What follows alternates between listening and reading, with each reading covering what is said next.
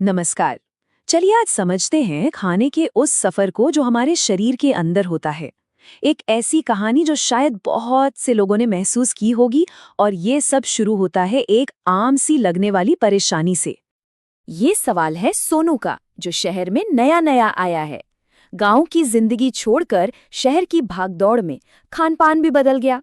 नतीजा, कब्ज और पेट में जलन। और यही सवाल उसने अपने डॉक्टर से पूछा। तो डॉक्टर ने कहा, देखो सोनू, इस परेशानी की जड़ तक पहुंचना है ना, तो पहले ये समझना होगा कि खाना पचता कैसे है। और यकीन मानिए, ये सफर मुंह में पहला निवाला डालने से भी बहुत पहले शुरू हो जाता है ना? कमाल की बात। कैसे? सोच कर देखिए। जब कोई पसंदीदा चीज सामने आती है या बस उसकी खुशबू आती है, अरे कई बार तो सिर्फ सोचने भर से ही मुंह में पानी आ जाता है ना। बस यही है पहला कदम। हमारा शरीर सैकड़ों लार ग्रंथियों को काम पर लगा देता है। तैयारी शुरू। और ये जो लार है, ये सिर्फ पानी नहीं है, ये तो हमारी बॉडी का पहला सिक्योरिटी गार्ड है। इसमें होते हैं एंटीबॉडीज जो कीटाणुओं को वहीं खत्म कर देते हैं।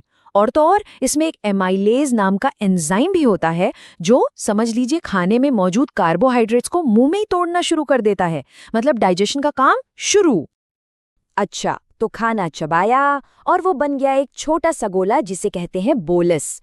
अब जैसे ही इसे निगलते हैं, एक कमाल का ऑटोमेटिक सिस्टम चालू हो जाता है।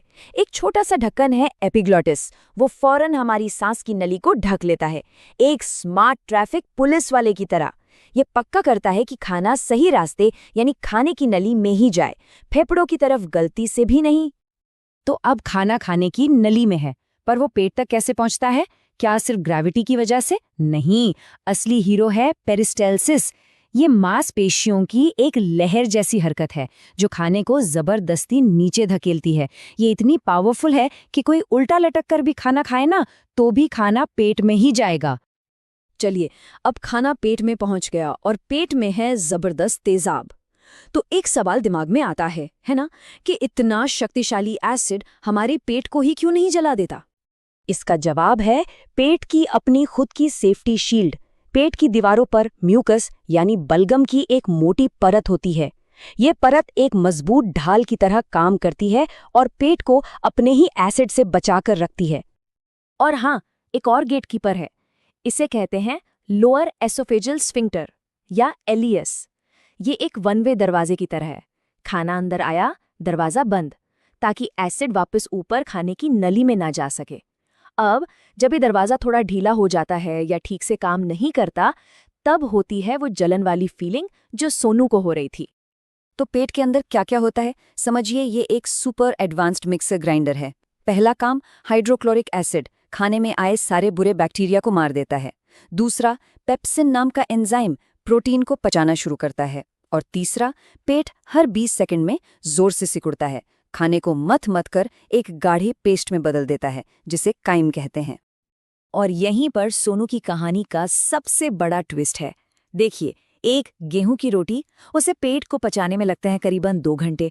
वहीं मैदे से बने मोमोज, उन्हें पचाने में लग जाते हैं 4 से 6 घंटे। सोचिए, पेट को कितनी ज्यादा मेहनत करनी पड़ रही है। और यही एक्स्ट्रा मेहनत, यही दबाव जलन और कब्ज की वजह बनता है। पेट के बाद खाना पहुंचता है अपने सफर के सबसे लंबे हिस्से में, छोटी आंत। और ये कितनी लंबी होती है, अंदाजा लगाइए। 22 फीट। जी हाँ, 22 फीट। एक इंसान के कद से लगभग 4 गुना ज्यादा। और इतनी लंबाई का कारण क्या है? ताकि खाने में से सारे जरूरी न्यूट्रिएंट्स, मतलब पोषक तत्व, सोखने के लिए भरपूर जगह और भरपूर समय मिल सके। यही वो जगह है जहां असली जादू होता है। और ये सोखने का काम कौन करता है? विलाई। ये छोटी आंत की दीवारों पर मौजूद लाखों करोड़ों उंगलियों जैसी छोटी छोटी रचनाएं हैं। ये एक स्पंज की तरह काम करती हैं, खाने से सारे अच्छे अच्छे पोषक तत्व खींचकर सीधे खून में भेज देती हैं, और वहीं से हमें मिलती है एनर्जी। लेकिन छोटी आंत ये सारा काम अकेले नहीं करती। उसके 2 सुपर हेल्पर दोस्त भी हैं, लिवर और पैंक्रियास।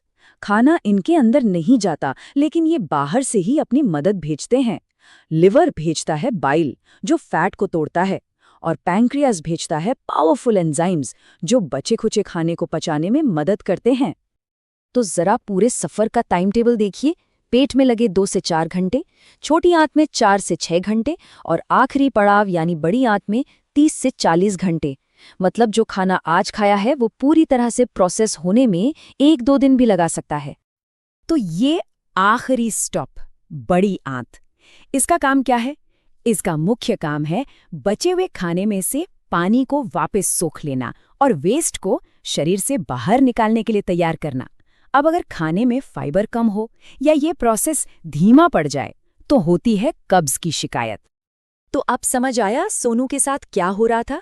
उसके गांव का सादा खाना जो आसानी से पच जाता था, उसकी जगह ले ली थी शहर के मैदे वाले प्रोसेस्ड खाने ने।